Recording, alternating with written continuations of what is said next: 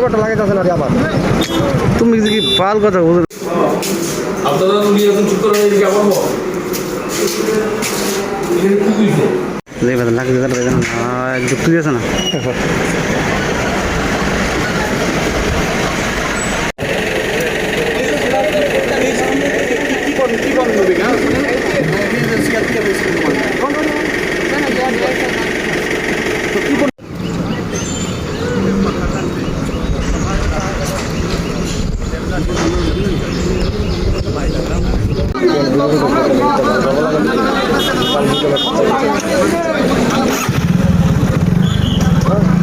তার দাম কত